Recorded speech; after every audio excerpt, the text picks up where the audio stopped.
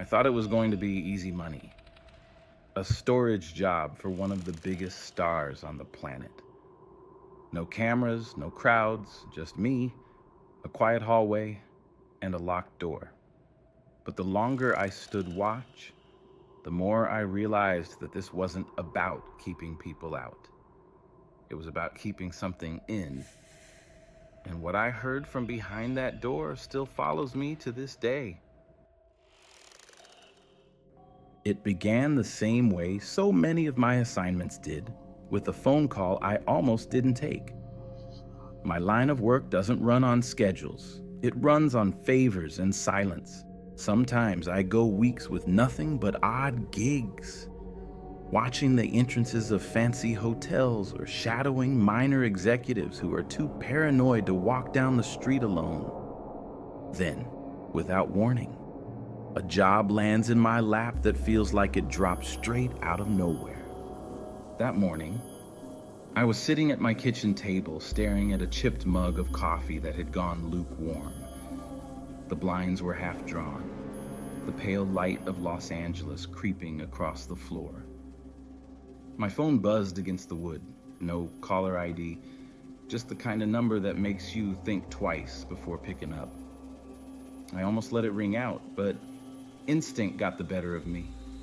In my line of work, ignoring calls is the same as telling the world you're done. The voice on the other end was calm, clipped, professional. Not my usual dispatcher, but someone who knew my name, my record, and more unsettlingly, details about jobs I'd worked years ago that I hadn't told anyone. We have a client who requires your discretion, the voice said. It's an unusual assignment, but it pays exceptionally well. Those words, unusual assignment, should have been a red flag. In this business, unusual usually means dangerous. But when they named the client, my stomach tightened. Tom Cruise. It was surreal hearing it spoken so plainly, like they were asking me to guard an accountant or a mid-tier hedge fund guy. Tom Cruise wasn't just a name. He was a global icon. His face was everywhere. Billboards, streaming services, late-night interviews. A man who made danger look effortless, who ran into fire without hesitation, who smiled like he'd never known fear in his life. Why would someone like him need a man like me, standing in a hallway with a gun? The voice gave no explanation, only an address and a time. You'll be compensated in full for your silence, they added, as if anticipating the questions I hadn't asked yet. When I hung up, I sat there for a long moment, staring at the phone, the silence of my apartment pressing in. My gut told me to walk away, but then I opened the envelope they had delivered an hour later. It was thick with crisp hundreds, half the promised fee paid in advance. More than I made in 3 months of regular gigs. That kind of money has a way of silencing doubts. The building itself was tucked away in a part of Los Angeles I rarely went. Industrial blocks, half-empty lots, stretches of cracked pavement and graffiti-tagged walls. The storage facility didn't look like much from the outside. Tall concrete walls, a gate that groaned open when I pulled up, and a row of dim floodlights that flickered more than they lit. Inside, the silence was immediate. No city hum, no echo of traffic, just a kind of thick stillness that felt wrong for a place in the middle of LA. A man met me at the entrance, his face unreadable, his suit too perfect to belong in such a forgotten corner of the city. He didn't give me a name, just led me down a narrow corridor lined with storage doors, each identical except for the one at the far end. That door was different, reinforced steel, darker than the others, with a lock that looked more suited for a bank vault than a storage unit. "This is your post," he said simply. You're not to open it under any circumstances. You don't speak to anyone about what you hear or see. You remain at your station until relieved. Do this, and you'll be paid in full. His eyes lingered on me for a second too long, as though he was measuring whether I had the sense to obey or the stupidity to disobey. When he left, I was alone in that corridor. The door loomed at the end, silent and still. I told myself it was nothing. Maybe priceless film reels, maybe personal documents crews wanted hidden from the world. Maybe artifacts from decades of a life lived in the spotlight. That was the story I chose to believe, because the alternative was admitting that something about the job already felt wrong. I've worked enough detail to know when the air in a place doesn't feel right. This wasn't nerves. It was something heavier, something that pressed against my chest every time I drew breath, as if the walls themselves were holding in a secret too big for the space. And standing there, staring at that reinforced door, I realized the most unsettling part of my instructions wasn't about who I was keeping out. It was about what might be trying to get out. The first night on post should have been easy. I came in with a thermos of black coffee, my sidearm, and the kind of steady nerves you only get from years of standing in silent hallways for other people's secrets. I thought I was prepared for anything, but the truth is, nothing in my past had trained me for that room. It was around midnight when I started to feel the weight of the hours. The corridor stretched out behind me, long and empty. The dim fluorescent lights overhead buzzing like dying insects. My boots echoed when I shifted my stance, the sound bouncing off the concrete walls and reminding me just how alone I was. The reinforced door sat in front of me like a monolith, heavy and unmoving. For hours it had been quiet, so quiet that I started to wonder if maybe this job really was just what they told me. Guard a door, stay silent, cash out. But then, it started. At first, I thought I was imagining it, a faint scrape, so soft it could have been the hum of the building's old ventilation system. I held my breath and tilted my head, listening.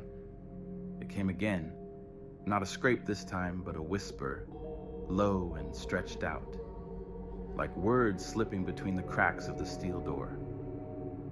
My skin prickled as the sound brushed against me, faint but deliberate, as though someone was speaking directly into my ear from just inches away.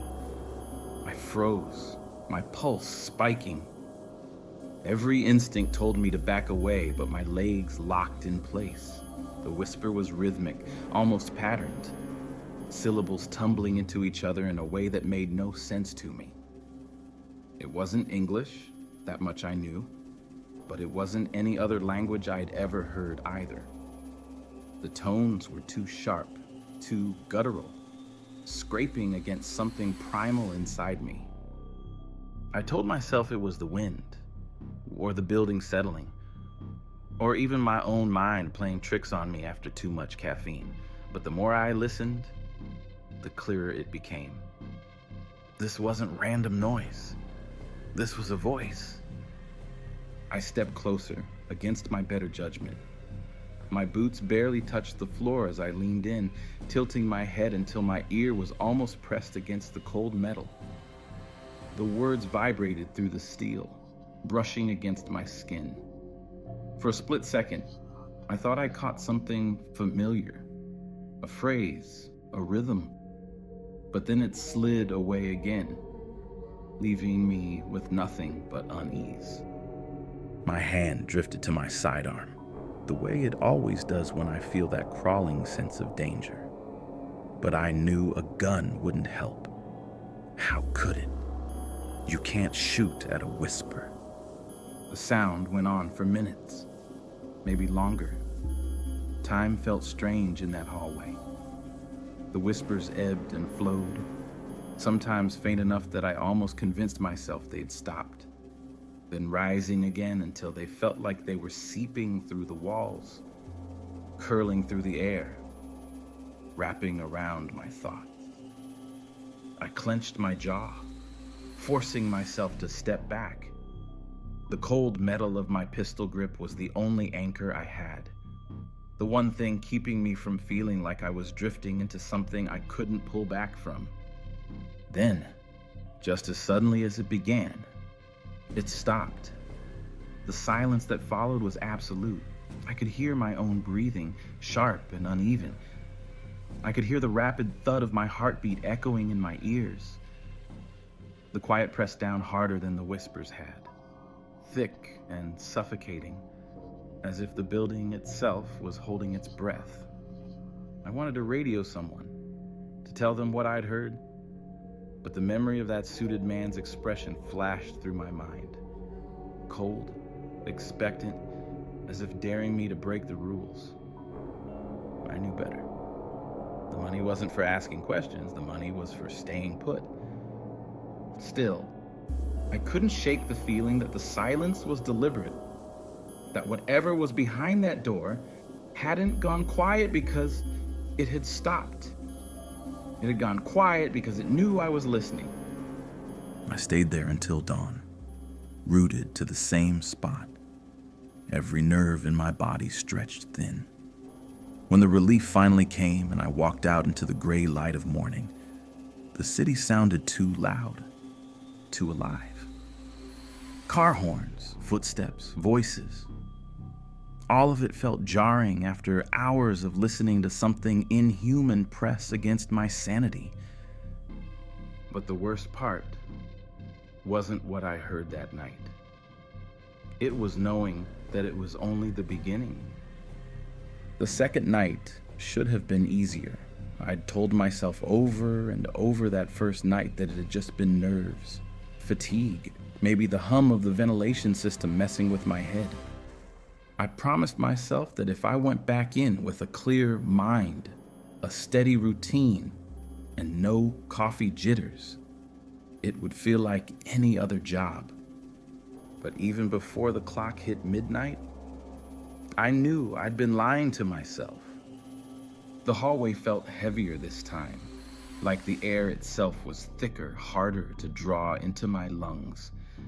Every step echoed too loud against the concrete floor, as though the building was amplifying the sound of my presence, reminding me that I was being listened to.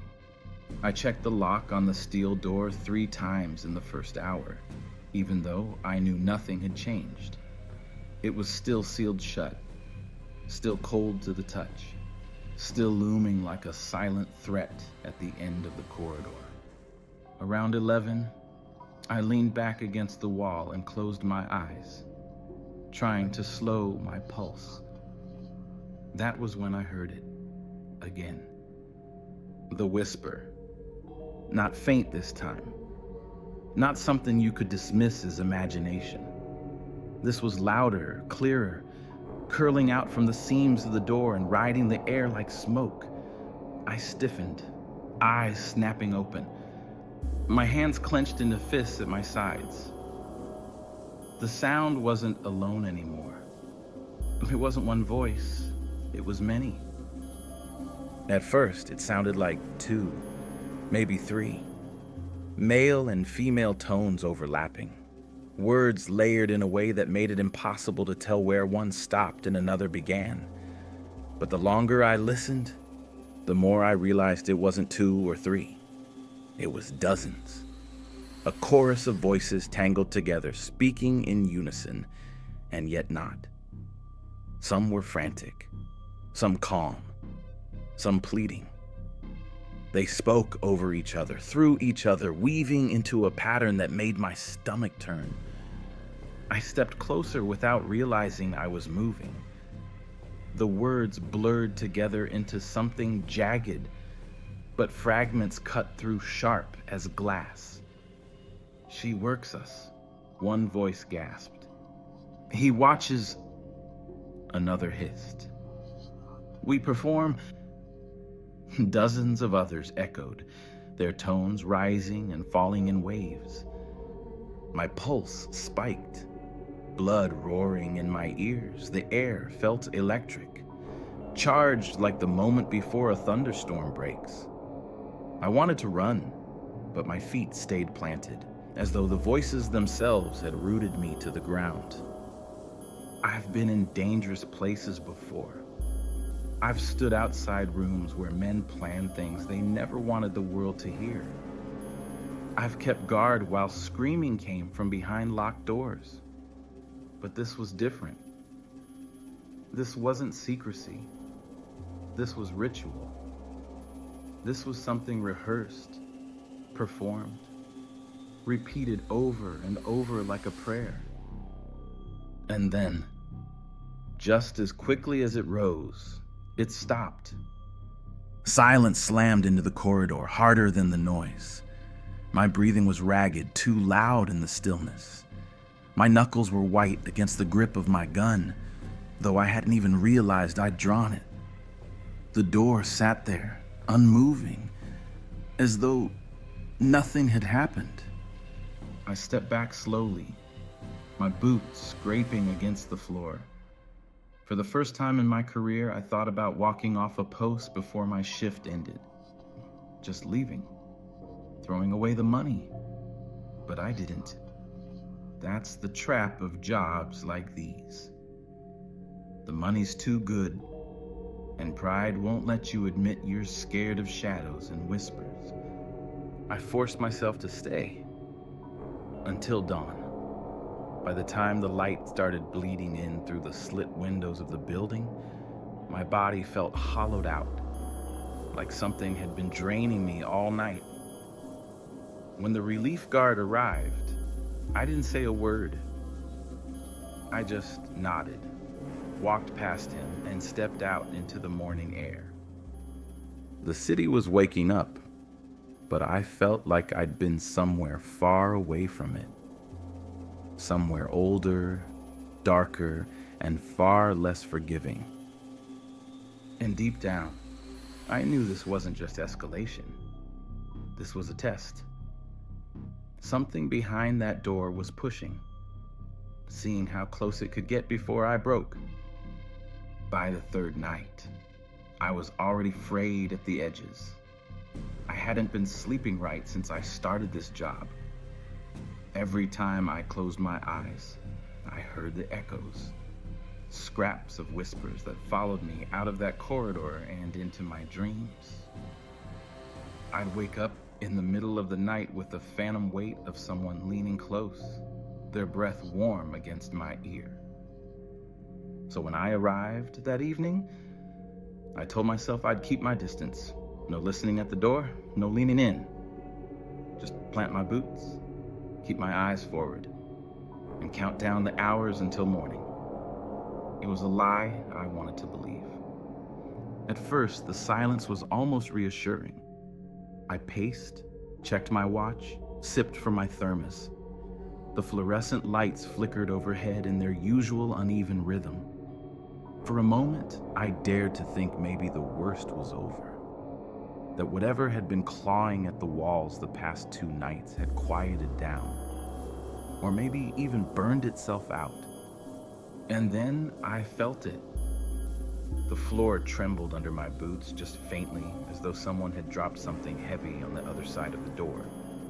I froze, pulse skipping, eyes snapping to the steel. My throat went dry as I waited. Seconds stretched. Nothing came. I let out a slow breath I hadn't realized I was holding. Then came the first real thud. It slammed against the steel with such force that the entire frame shuddered. The sound rattled down the corridor and into my chest, reverberating through my ribs. My teeth clicked together from the vibration. I staggered back a step, hand flying instinctively to my pistol. Another thud followed. Louder, angrier. The door flexed outward with the impact, the reinforced metal groaning as if it was being bent from the inside.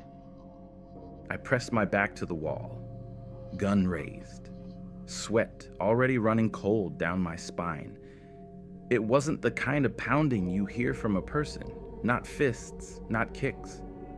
This was deeper, heavier, like something enormous was hurling itself against the barrier with every ounce of its strength. The rhythm grew faster, each slam echoing through the building, shaking dust loose from the ceiling.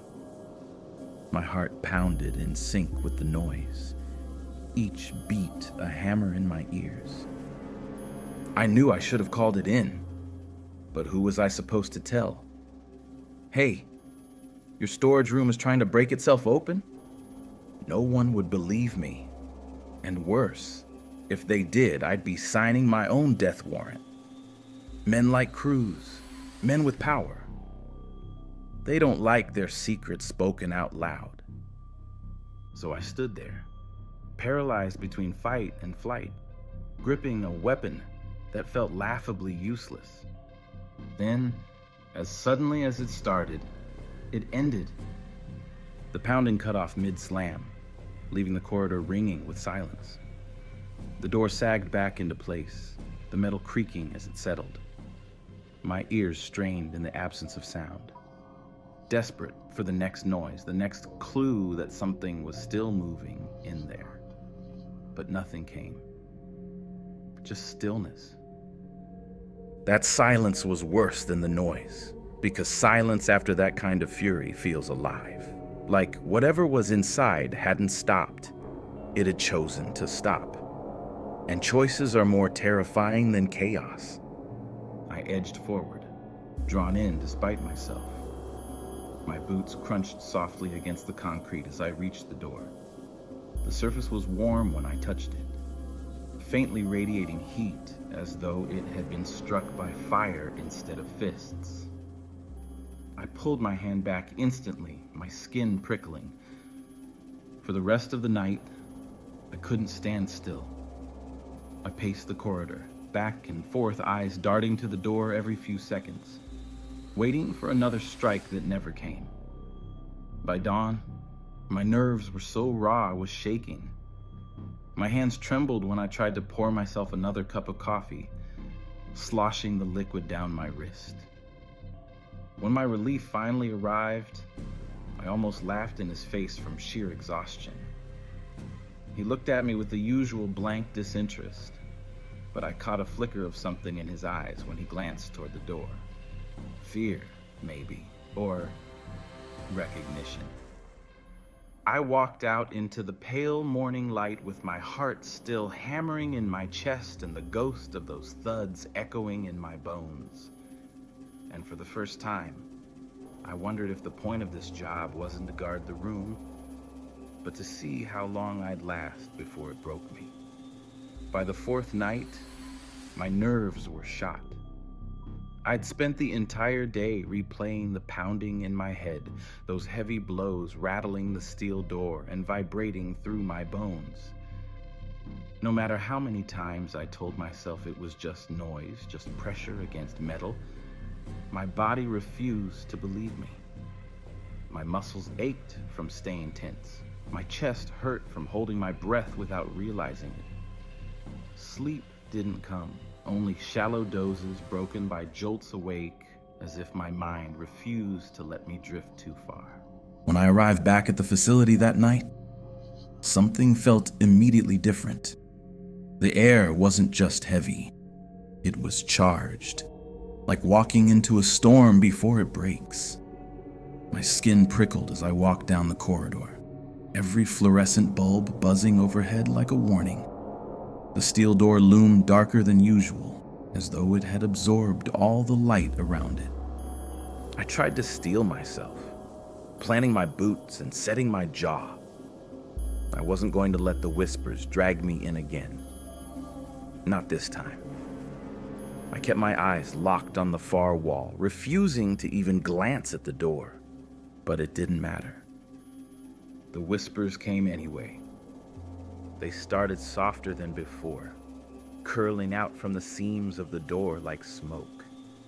At first, it was the usual garbled rhythm, syllables I couldn't place, a language that belonged to no one and everyone at the same time.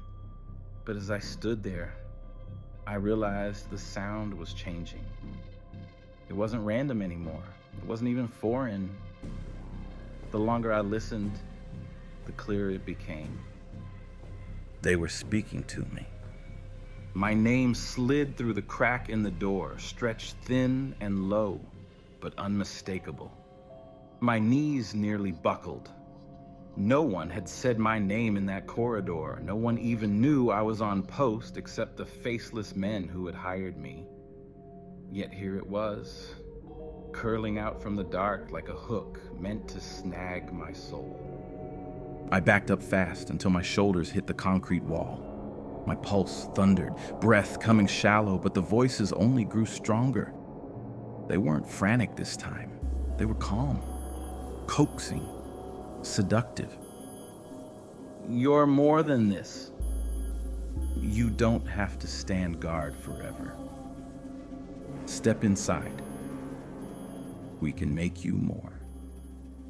The words slithered through me, bypassing reason and curling straight into the pit of my stomach. They didn't sound like demands. They sounded like promises. I clenched my fists, nails biting into my palms, hard enough to hurt. I'm not listening, I muttered under my breath, my voice cracking. It sounded weak in the corridor, drowned out instantly by the layered chorus behind the door. And then came something new. A laugh. It was sharp, cold, deliberate, the kind of laugh that cuts through a crowd and makes everyone turn their head. I'd heard it before, years ago, on television. Red carpets, interviews, late-night talk shows. It was unmistakable. Tom Cruise. I froze, my heart seizing in my chest. The sound wasn't frantic or distorted. It was clear, confident.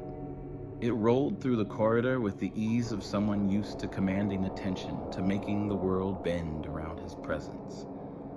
My mouth went dry. If I hadn't known better, I would have sworn the man himself was standing on the other side of that door, grinning with that same blinding smile he always wore in public. But this wasn't charm. This wasn't performance. This laugh was darker, hungrier. The chorus of voices swelled again, overlapping, rising and falling like waves. But the laugh cut through them all, sharper than the rest, drawing my focus until I couldn't hear anything else. I wanted to scream, to run, to throw my badge and my gun onto the ground and walk out without looking back, but my feet refused to move. It was like the laugh had pinned me to the spot. And then the whisper came again, louder this time, clearer. You don't have to be just a guard. My stomach twisted. For a split second, I could picture it. Stepping through the door, leaving behind every mistake, every regret, every scar from a life of watching other people's power while I stood in silence. I shook my head violently, forcing myself to break the thought. That was the trap. That was the hook. I gripped my gun tighter, the cold metal grounding me. My voice came out raw, almost a whisper. Not me. Not tonight. The voices fell silent. The corridor was empty again. The steel door loomed, still and unmoving, as if it had never made a sound. But I knew better. Silence wasn't mercy. It was patience. I stayed there until dawn, trembling, my throat raw from breathing too fast, my palms aching from the bite of my nails. When the light finally crept into the building, I walked out into the city like a man who had survived something he didn't yet understand. And as I left, one thought kept hammering in my skull. The thing inside that room didn't just know me now, it wanted me. By the fifth night, I had convinced myself I could handle it. That if I just stayed calm, stuck to my post, and didn't engage with whatever tried to seep out of that room, I could last until the contract ended. I told myself that all I had to do was stand still, ignore the whispers, and wait for the paycheck. But the building had other plans. The hallway felt wrong the moment I stepped inside. It wasn't just heavy anymore. It was alive. The air pressed close against my skin, damp and electric, like the charged humidity before lightning splits the sky. Each fluorescent bulb buzzed louder than it should, shadows flickering along the walls in strange, jagged shapes that didn't match my own movements. For the first couple of hours, nothing happened. I stood, I paced. I leaned against the wall, eyes fixed on the reinforced door at the end of the corridor. My pulse had finally slowed to something like normal when I heard it. A faint rustling above me. I looked up. The vent in the ceiling rattled just slightly, the screws trembling as though a draft were moving through. But there was no breeze, no circulation. The air was still and stale. Then the whisper slid through. Not from the door this time, from the vent. It was soft, curling down like a thread of smoke brushing the edge of my ear. I stiffened, eyes darting upward, breath trapped in my throat. The words were faint, almost playful. Closer now. I spun, heart hammering, pistol raised. The hallway was empty, just me and the door. The voice hadn't echoed the way normal sound does. It hadn't bounced off the walls or ceiling. It had slid directly into me, as if bypassing the air altogether. I tried to shake it off, told myself it was in my head. But then it came again, this time from the far corner of the hallway. Watching you. The sound was wrong. Not just whispers now. Footsteps. Soft, bare footsteps against the polished floor, moving just out of sight. My pulse spiked as I craned my neck down the corridor.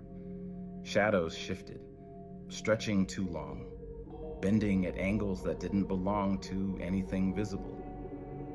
I called out before I could stop myself. My voice cracked against the silence. Who's there? The footsteps paused. The whisper answered, low and smooth, just behind my shoulder this time. You already know. I spun so fast I nearly lost my balance, gun sweeping through empty air. Nothing. Just the steel door, the buzzing lights, the same dead corridor. My breath came hard and ragged, sweat rolling cold down my spine. Then the laughter started. Not loud, not hysterical, just a low, deliberate chuckle. It came from everywhere at once. The vents, the walls, the floor beneath my boots. It wasn't one voice, but many, overlapping, weaving into each other until it sounded less like laughter and more like a growl. I backed up, step by step, until my shoulders pressed into the far wall. My pistol trembled in my hands. The reinforced door stayed closed, but the noise didn't feel like it was trapped inside anymore.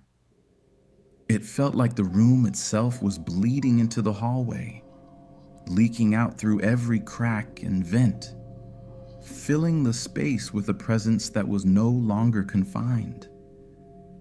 For a moment, I thought I saw it, a figure at the edge of my vision.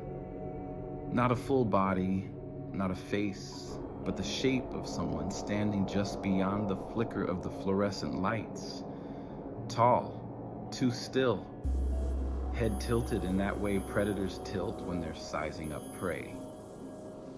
When I snapped my head to look directly at it, the space was empty. But the footsteps returned, padding softly, deliberately, circling me. I realized then that I wasn't standing guard anymore. I was being circled.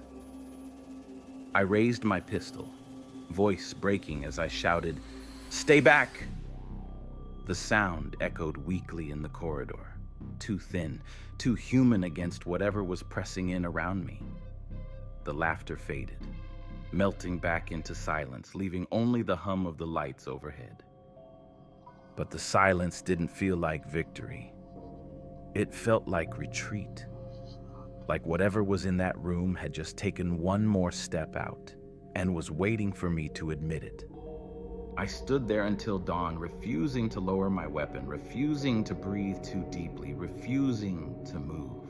By the time the first gray light of morning crept through the cracks, my hands were so stiff around the pistol grip that I could barely unclench them. When I finally walked out of that building, the city noise hit me like a wave. Sirens, horns, voices. But it didn't comfort me. It didn't wash away what I had heard. Because deep down, I knew the truth. The door hadn't just kept something locked in. It was losing. And now the hallway itself was part of whatever was trying to get out. By the sixth night, I was barely holding myself together. My reflection in the bathroom mirror that afternoon had startled me. Eyes bloodshot, jaw tight, skin pale and damp. I'd lost weight without realizing it. My appetite was gone, my thoughts tangled. I looked less like a man guarding a secret and more like someone being consumed by one. Still, I showed up. Pride, paycheck, fear. Take your pick. Some combination of all three kept me walking through those gates, down that cold corridor, and into position in front of that reinforced door. The first few hours dragged by in silence. A silence so complete it made me doubt myself. Maybe last night had been a breaking point. Maybe the footsteps, the whispers through the vents, the laughter. Maybe it had all been exhaustion. My brain finally buckling under the pressure. The quiet pressed in heavy, but it was steady. Almost normal. Almost. Sometime past midnight, I noticed the light above the door flicker. Just once at first, a quick stutter, then steady again. I frowned, rubbing a hand over my face, forcing myself to focus. But then it flickered again. Longer this time, buzzing like an insect caught in a jar. The shadows along the floor stretched and twitched with each pulse of light, bending in unnatural shapes. And then I heard it. Not the whispers this time. Not the pounding. Something smaller. A scrape, like nails dragging across metal. My stomach twisted as the sound came again. Rhythmic, deliberate, just on the other side of the door. Scrape, pause, scrape. Each drag sent a vibration through the steel, up the air, and straight into my teeth. I clenched my jaw, fighting the urge to cover my ears. My hand moved before my brain could stop it. I reached for the handle. The rule echoed in my mind. You're not to open it under any circumstances. But curiosity and fear have a way of overriding rules. I didn't turn the handle all the way. Just enough. Just a crack. The light above sputtered violently, buzzing, flashing shadows across the corridor. And in that split second, I saw it. Through the sliver of space, the room glowed faintly. Not with electric light, but something darker. A pulsing red, like the glow of embers under ash. And there, standing inches from the other side of the door, was an eye. Not human. It was too large, the iris stretched wide, the color shifting like oil on water. It didn't blink. It didn't flinch. It just locked onto mine with a sharpness that cut through me like a blade. For a heartbeat, I couldn't move, couldn't breathe, couldn't think. Then, in that same instant, I saw something else. Not just the eye, A reflection. A flash of movement in the warped glow of the room. Figures. Dozens of them, maybe more, shifting in the shadows behind the eye. Their outlines were jagged, wrong, bodies bent in ways no bones should allow. They moved in sync, like a performance, heads turning in unison toward me. The voices rose all at once, not whispers anymore, but a chorus of words that slammed into me with the weight of command. Open! I stumbled back, slamming the crack shut, heart hammering, sweat pouring down my temples. The door rattled violently as if struck from the other side, the impact jolting up through my legs. The light above buzzed once more, and then steadied, leaving the corridor bathed in its usual dim glow. I pressed my back to the opposite wall, chest heaving, gun drawn but trembling in my hand. My throat was dry, my vision blurred at the edges. That I wasn't human. That room wasn't empty. And whatever had been whispering through the cracks wasn't just trying to tempt me anymore. It was watching me. The rest of the night, I didn't move from that far wall. My weapon stayed leveled at the door, though I knew it would make no difference. I kept waiting for another slam, another voice, another glimpse, but none came. When the morning shift arrived, I walked past without a word. My relief didn't ask questions and I didn't offer answers, but I caught myself glancing over my shoulder more than once as I left the building, half expecting to see that massive, unblinking eye staring back at me through the glass of the entryway. That night, I told myself something I should have believed days earlier. I wasn't guarding a storage room. I was standing at the edge of a cage, and the thing inside was testing the bars. By the seventh night, my nerves were shredded to threads.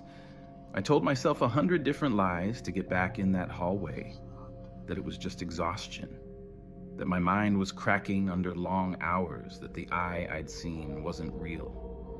Lies are easier than truth when truth feels too heavy to carry. But deep down, I knew. The thing in that room wasn't resting anymore. It was moving closer to freedom. The corridor greeted me with the same silence, the same stale air, the same flickering hum of fluorescent lights. But something in the bones of the building felt different. Like the concrete itself was straining, waiting for pressure. For a few hours, nothing happened. I stood with my back against the wall, gun at my side, refusing to go near the door. I counted my breaths, tried to measure my heartbeat, anything to stay steady. But at some point past midnight, the ground shifted beneath me. At first, I thought it was an earthquake, not unusual in Los Angeles. The floor rumbled, dust shook loose from the ceiling. The overhead lights swayed on their mounts. I braced myself against the wall, instinctively ducking low, waiting for the tremor to pass. But this wasn't like any quake I'd felt before. The shaking didn't roll through the building in waves. It hammered in rhythm. Thud! The steel door flexed outward, the reinforced frame groaning. Thud! The walls trembled, cracks spiderwebbing across the plaster. Thud! The entire corridor vibrated, the lights flickering wildly, plunging me into shadow and then stabbing me back into pale brightness. My chest tightened as the rhythm grew faster, angrier. The pounding was no longer confined to the door. It pulsed through the concrete floor beneath my boots, through the steel beams overhead, as though the entire structure had become an extension of the thing trapped inside. I staggered back, covering my ears as the sound escalated. Not just pounding now, but a screeching grind of metal against metal. A howl that shook the fixtures from the ceiling. The air was hot, stifling, thick with the stink of burning dust and something else. Something sour and metallic that clung to my tongue. The voices rose in tandem with the pounding. Not whispers anymore. Not coaxing. Screams. Dozens, maybe hundreds, layered on top of each other until it was impossible to tell if they were begging for release or celebrating their own fury. The words twisted into each other, but fragments broke through. He watches. She demands. We perform. Each chant slammed into me like a physical blow. My knees buckled, my vision blurred. I pressed my palms to my ears, but it didn't help. The sound wasn't coming from the air. It was inside my skull. The door bowed outward, the steel bending as if something massive was throwing itself against it with inhuman force. I watched in horror as the lock groaned, the bolt squealing under strain. For a heartbeat, I was certain it was going to snap, that the door was about to fly open and whatever was inside would spill out into the world. I raised my gun, though I knew it was useless. My hands shook so badly I could barely keep the barrel steady. "Stay in there," I shouted, though my voice cracked, weak and small against the chaos. The pounding reached a crescendo, each slam rattling my bones, shaking the breath out of my lungs. The lights above popped one by one, glass raining down in shards. The corridor plunged into near darkness, lit only by the faint, pulsing red glow leaking from the cracks around the door. And then, silence. Just like that. The pounding stopped mid-slam. The voices cut off. The red glow vanished. I stood in the wreckage of the corridor, chest heaving, sweat pouring down my face. The silence was so sudden it was suffocating, pressing against my ears like cotton. My heart hammered in the void, each beat too loud. The door sagged back into place, warped but intact, as though mocking me with its refusal to break completely. The floor was cracked, the walls lined with fissures, the light shattered, but the cage still held. For now. I stayed there until the faint light of dawn crept in through the high windows, my weapon still raised, my body locked in a trembling stance. When relief finally came, I didn't move until the guard tapped my shoulder. I nearly swung the gun on him, my nerves so raw that any touch felt like attack. His eyes flicked to the warped steel door, and for the first time, I saw fear in someone else's face. I stumbled out into the daylight, my ears still ringing, my mind replaying the chant over and over. He watches. She demands. We perform. Whatever was inside that room wasn't just trying to get out. It was rehearsing for the moment it finally did. By the 8th night, I was beyond exhaustion. My body was wrecked, my mind unraveling, my nerves burned raw. Each time I blinked, I saw that unblinking eye from behind the door. Each time I drifted off, even for a moment, I heard the pounding in my dreams. I woke with my fists clenched and my jaw locked tight, as though I'd been fighting in my sleep. I told myself I wouldn't go back. I even drove past the facility once, hands gripping the wheel until my knuckles turned white. But the memory of the contract, the money already sitting in my account, and something darker, a pull I couldn't name, dragged me back. It wasn't just duty anymore. It was compulsion. When I stepped into the corridor that night, I didn't pace. I didn't sip coffee or check my watch. I went straight to the door. The steel was warped from the pounding of the night before, faint cracks spiderwebbing around the frame. My reflection in the metal looked alien. Hollow eyes, sweat-soaked hair plastered to my forehead, lips trembling as though I was already speaking words I hadn't chosen yet. For a long time, nothing happened. The silence was almost unbearable. I stood there, my hand hovering over the handle, daring myself to turn it to end the waiting. My chest rose and fell in shallow breaths, my heartbeat echoing too loud in the empty hall. And then, as if it sensed my desperation, the voices returned. Not whispers this time. Not a chorus. Just one voice. A woman's. Smooth. Low. Deliberate. You're ready now. The words vibrated through the steel, curling into me like smoke. My hand clenched the pistol grip, but I didn't raise it. Instead, I stepped closer. I don't want you, I muttered, though even I could hear the lie in my voice. My throat was dry. The words cracked. The voice chuckled softly, the sound more terrifying than any scream. You've wanted me from the start. That's why you stayed. That's why you listened. The heat of the door radiated against my skin. My breath fogged faintly, as though the air between me and the steel was colder than the rest of the hall. Who are you? I demanded, louder now, though my voice shook. The silence stretched for a beat, then 2 beats, and then the answer slid through, soft and poisonous. I'm the one they worship. I'm the one they fear. I'm the one who wears the face you all love so much. The words stabbed into me.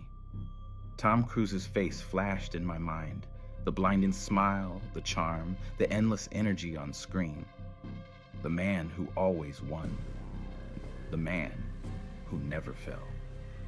My stomach twisted as I realized what the voice meant. The thing inside wasn't hiding behind him. It was him, or part of him, or something that had been with him longer than anyone had realized. The voice grew sharper, colder. Open the door. Just a crack. See what you've been guarding. You've earned it. I shook my head violently, pressing my back against the opposite wall. No more games. But even as I said it, I found myself leaning forward. My boots scraped against the concrete. My hand rose, trembling until my fingers brushed the handle. The steel pulsed under my touch. Hot one moment, icy the next. The metal seemed to breathe beneath my palm, expanding and contracting like a living thing. One glimpse, the voice coaxed, low and intimate, as though it was right beside me now, whispering directly into my ear. That's all. One glimpse, and you'll understand why you can never leave. I yanked my hand back, heart pounding so hard it hurt. Shut up! I screamed, the word echoing down the corridor, cracking against the walls. The laugh that followed shook me more than the pounding ever had. Low at first, then building, overlapping with other voices until it became a layered chorus of amusement. Dozens, maybe hundreds, all laughing in unison, the sound twisting into something inhuman. And then came the pounding again. The steel buckled outward, the frame shrieking, dust raining down from the ceiling. My gun was in my hand before I even thought about it, raised and pointed at the lock. But I didn't fire. Some part of me knew bullets wouldn't mean anything to what was pushing from the other side. The voices screamed now, not whispers or laughter, but raw commands. Open. Now. You belong. I staggered back, pressing into the far wall, my body trembling uncontrollably. My vision blurred. My breath came in shallow gasps. I thought I was going to black out. And then, as quickly as it began, it ended. The door sagged back into place. The voices cut off. The pounding ceased. The corridor lay silent except for the ragged sound of my own breathing.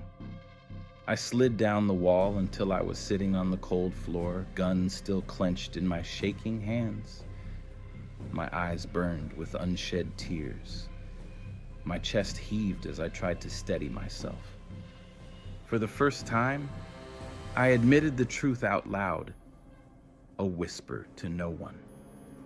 Maybe to myself. This isn't a job anymore.